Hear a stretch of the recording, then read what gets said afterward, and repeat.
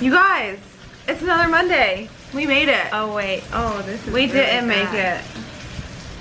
You guys ready for Stephanie on a pole right now? I hope you're ready because we're ready. Getting started. Okay. So I got on the pole for a while on Thursday because I was off work, so I got the pole. It was amazing. And you have really cute pink shorts on. Thanks. I felt so summery this day. Okay guys, so one thing that really leveled up my pole training, thanks to Elizabeth BeFit, whose shirts we're wearing right now. We love you, Elizabeth. Was her pole conditioning ebook. So included in that, she has a list of basically exercises that you can do as conditioning to help you get stronger for like the really cool stuff that looks awesome on the pole. So I always warm up when I'm doing pole training with all different types of climbs. If you saw in the beginning, it was just regular climbs and then legless descents through a sit. And then this is an inversion climb, so it's just inverting, hooking your leg, and then doing it all over again. Just invert and hook your leg. Up and down. That's it. And always on both sides so you don't get lopsided. And then coming down, you know, in a you have to make it pretty pose. And then these are shoulder mount climbs. So same thing as the inversion climb, but you do it on your shoulder. These are hard. That's like a toast bar situation. But shoulder mounts are just one of those things that have always been difficult for me, but that's why you have to do them. So you lock it in behind your shoulder and then boop. Yep. And then up and over. So yeah, I just love like low belly situation. Belly, hip flexors, shoulder strength, and all right, here we go. So I have to do all of that stuff to be able to do the fun stuff. So this one, I was practicing my Pegasus, and really cool. So this move is called the Pegasus, and then I was trying to get out of it, and I ended up getting out of it in a handspring, which I've never done before. That's kind of the cool thing about pole. It's like you end up in a move and then your body just naturally comes out of it. You can just combine like endless things together. So it was really neat. And then I did it several more times because both Lena, who was my training partner in this, and I were like, oh my God, I just did a Pegasus and I came out in a handspring. That was really cool. Did you do a Pegasus do a handspring? I did. OMG. I still don't know what either of those things are, but it's okay. We're learning. And then what happens here? Another Pegasus. It's like a Pegasus day. It was a Pegasus day, but the cool thing about this day is because I've been having like some weird feelings, you know, my back, which is doing much better now. I've been super committed to doing everything on both sides. So that was still my good side. I'm not sure if I put my bad. We just cut that out. But, so for the Pegasus, I did 3 on my good side, 3 on my bad side. And it just helps keep your body balanced. I think maybe some of my issues before was I would do the same moves like over and over and over. On one side. So even though my whole life they've said do it on both sides, you know, it's hard. It's hard to do it on the side that feels terrible probably. This combines 2 of my favorite things into one. It is handstanding and pole. Oh my gosh, so best pretty. day ever. It's one of my favorite moves. It's called the Flying K, but this is the floor version because, you know, you kind of make like that looks totally like a K. Yeah, pretty much. 100%. I love that move. It was towards the end of training and I just wanted to do something that I was super confident in, so I gave it a go.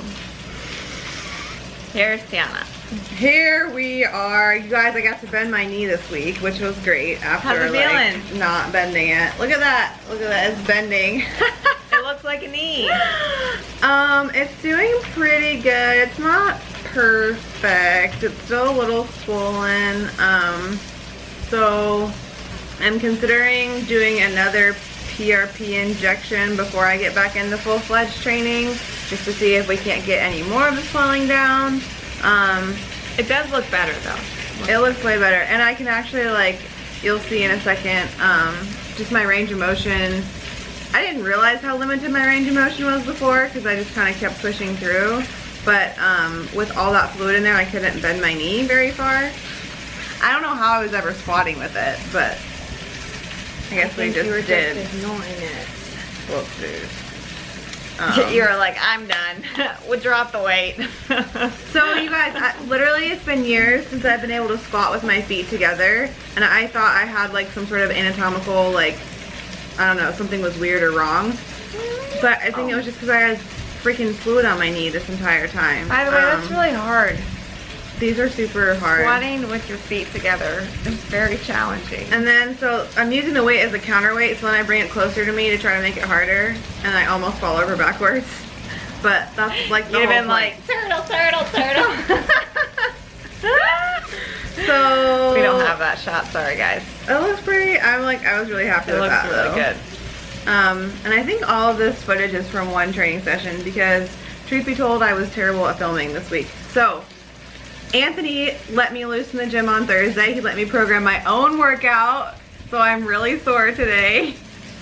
Never a good idea. But I did 2 of my favorite supersets. So I did a superset that had 2 pulling movements and then a pushing movement. These are, you're getting your chest, like, yeah, that's awesome. My feet are down. So the reason I chose this was because I can do a high volume of the movement, like 10 to 12 reps, with really good technique. You're like, ah.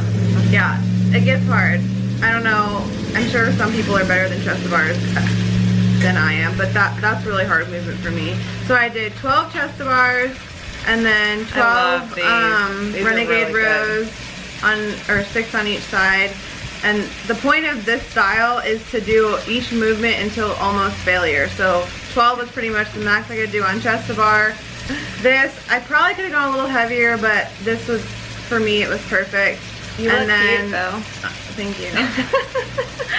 And then I did as many push-ups as I could, which ended up those push-ups are baller. Oh my gosh. about 10. Yeah, we don't mess around with sloppy push-ups over here. No worming push-ups. Body, one line, up and down. Those are so solid. All right, and then superset. So I think I did 5 rounds of that, which is those probably dips though. Look at that range of motion. And I did 5 rounds of this superset. So it was dips, incline push-ups, which were one joke after dips. I could barely get through 6. I was like, I'm gonna do 10 incline push-ups after my dips, or I'm gonna do 6. Nope. So we did dips and then straight into incline push-ups. I feel like anything after dips is like gonna be a little bit. 2 solid, 3 solid, 4. Like, on number 4, I'm like, triceps are like, please stop using me. And then, you know, just good She's old. still going. Just Anthony, good old, don't ever let her program herself. Just a good old row to finish it out. So I did like 8 to 10 reps of the row, trying to pause so I wasn't just like slamming it up against my chest. But I think it looked, yeah, I was happy with solid. it. Good. You look solid. Good superset. So, dear Anthony, don't let me program for myself anymore. Please give me workouts, because this is what happens when you let me loose in the gym on my own, and then my shoulders are really sore. Really sore. I hope you guys had an awesome 4th of July. Yes. Thanks for watching. Thank you guys. Another great week. Keep letting us know what you guys want to see. Any questions or exercises you guys want. DM.